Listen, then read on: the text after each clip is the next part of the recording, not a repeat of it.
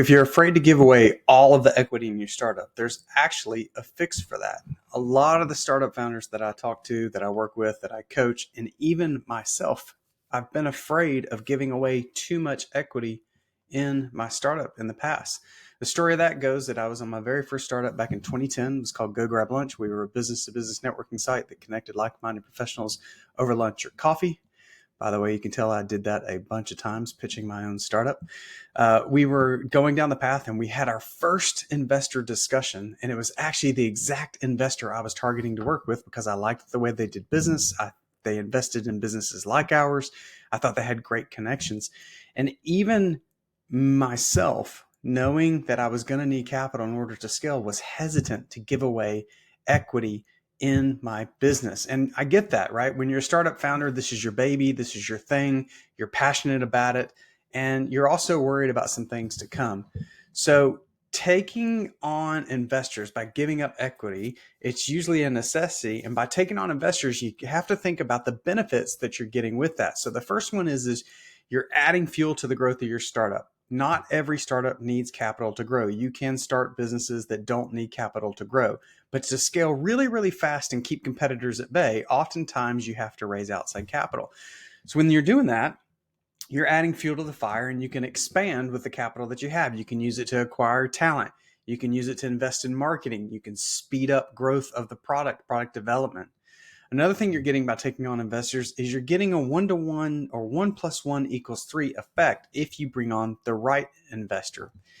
And then you're also spreading the risk. So when it's just you or you and your co-founders and you're putting your own money into the startup, all the risk is on you. When you bring investors in, you're spreading the risk to them as well. It's not just going to be on you. So I'm not saying you should give away equity lightly, but you should shift your perspective a little bit. So try and think about when you're bringing on investors about the partnership that you're going to get out of that. You should also focus on the valuation of your startup, not necessarily the fact that you're going to give away too much equity, because it's the valuation that your startup is assigned by investors that is going to determine how much equity you give up in the first place. Side note on that, if you're doing a convertible note, you're not giving up equity right away, so there is no valuation. But if you're raising in traditional equity fashion, you're giving up equity, and a valuation has to be assigned to your startup to do that, most times, then you have to be focused on shift your perspective to think about the valuation that you're being assigned, that your startup is being assigned. Another thing to do is focus on the fact that you're getting more than just money, okay? That you're just getting money. If you're focused on just the money an investor brings, it's the wrong investors. Let that settle in for a second. Let me say that one more time. If you're focused on the money that investors or an investor is bringing to the table, then it's the wrong investor. They should be bringing much more than just capital to the enterprise. They should bring experience in your given domain. They should bring other contacts. Oftentimes, if you get the right investor, they can take you to other investors. They should bring other resources, like other people that they could help bring on board. Maybe if you're hiring and you need talent, they know the right person to go hire. So shifting your perspective when you go to attract or work with investors away from just, I'm too scared to give up my equity, shifting it towards focusing on the other things they bring to the table is really, really important. Now, setting all of that aside, your best defense, instead of being tight-fisted with your equity and not letting go, your best defense is to pick the right investors. Select the right investors. Do they understand your vision?